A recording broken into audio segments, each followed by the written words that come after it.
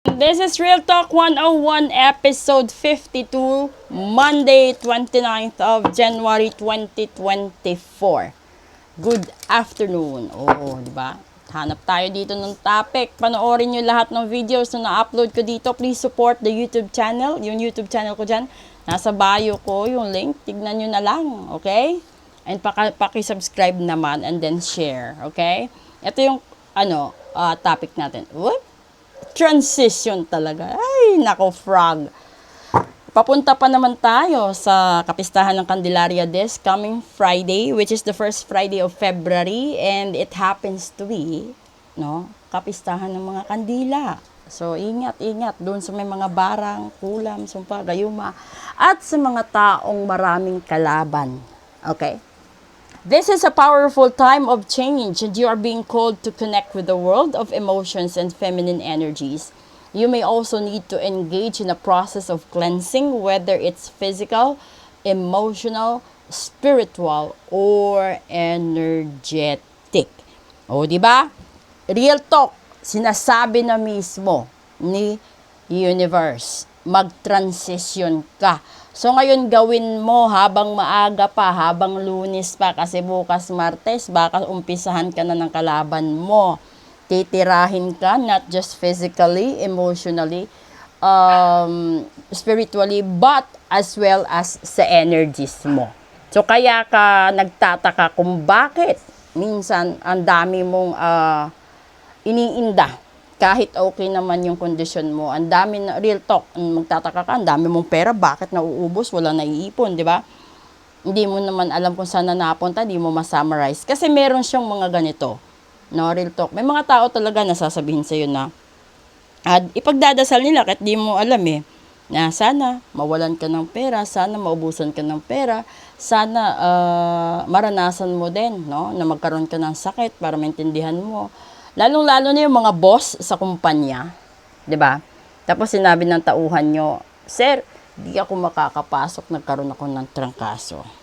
So, ang dami niyong binibitawang salita, Minsan sasabihin ng tauhan, sana magkaroon ka rin ng sakit para malaman mo at maintindihan mo, 'di ba? May mga simpleng ganun Pero alam mo, kahit simple lang 'yon, kung totoo, talaga maririnig ni universe at babalik sa'yo. And then, sa mga tao naman na nangutang noong December, tapos ngayon, kapatapos na yung January, hindi pa kayo nakabayad dun sa mga inutang nyo na panghanda ng Christmas at saka yung bagong taon, at siningil kayo, ng mga taong inutangan nyo.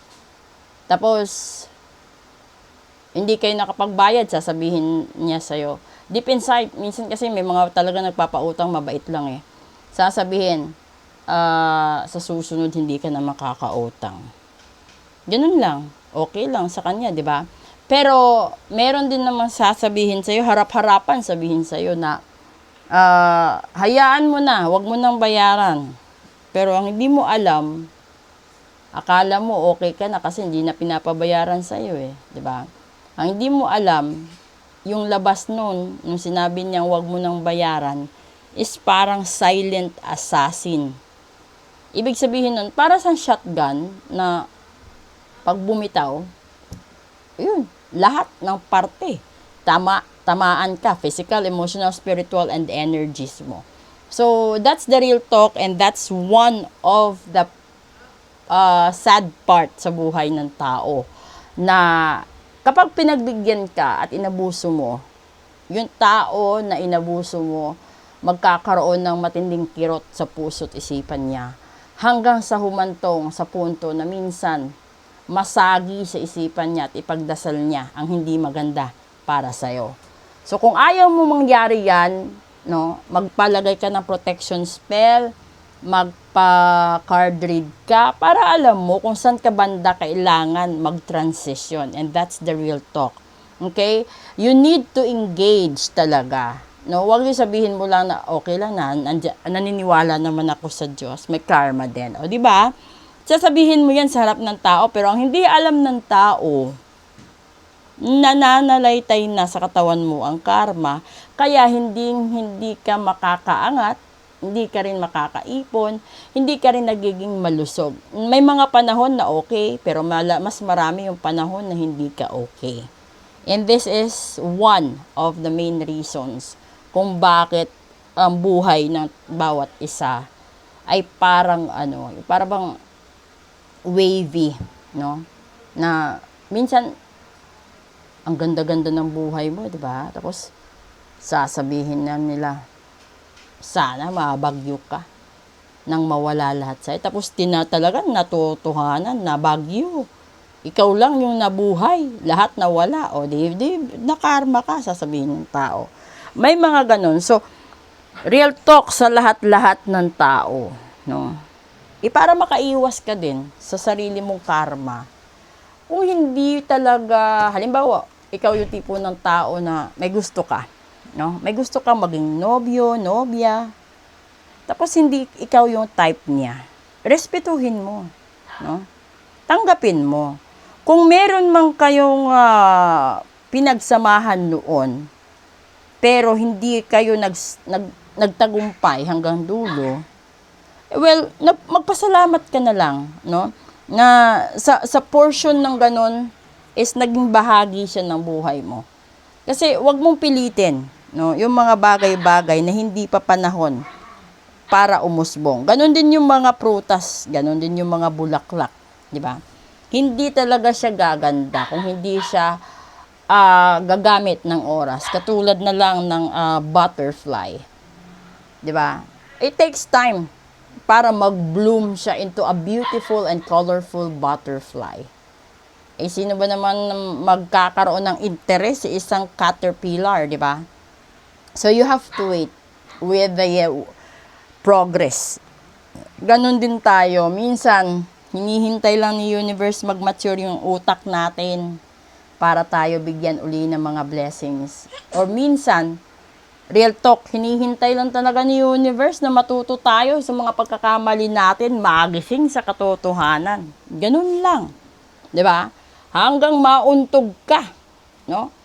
At yung pagkauntog na yun yung part na minsan, real talk, hindi lang minsan, kadalasan.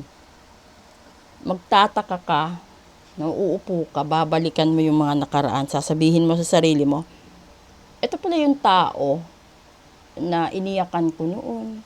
Ito pala yung tao na halos mamatay ako, no? Tapos then it will be too late to realize na nakasurvive ka nang wala siya sa tabi mo. And that's the real talk. Tapos doon mo makikita na wala kang ka-stress sa aura mo. At tapos yung buhay mo magaan. Kahit sabihin natin na hindi kagandahan yung sahod, hindi kagandahan yung mga nasa paligid.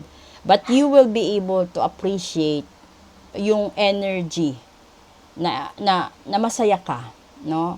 Na parang okay lang talaga eh. Iba yung aura ng tao na wala siyang bahid ng kamalasan or bahid ng mga bad energies sa katawan niya. Ganun din yun, 'di ba? 'Di ba kapag yung tiyan natin, kailangan natin ng mga live bacteria. We have to go with probiotics. Ganun, 'di ba? Kasi ang buhay natin pare-parehos lang yan halos. Nakadepende sa choices natin, nakadepende kung paano real talk, gaano kabilis tayong mag-recover and learn the lesson that God has given or the universe has given unto us.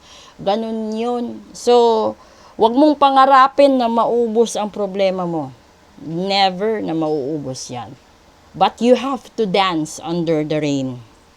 You have to fly beyond the storm for you to be able to survive, for you to be able to be free. You know, yung buhay na hindi naman kailangan talaga bilyonaryo or milyonaryo ka. Yung buhay na simple, payapa, may pagmamahalan at respeto. Eh, siyempre, may kinakain ka. That's the real talk right there. So, again, maraming salamat po sa lahat na sumusuporta. Please do follow, like, and share, and bookmark the videos that you prefer to review each and every day. And then, sa YouTube ko na rin, saka sa Facebook please subscribe. Thank you!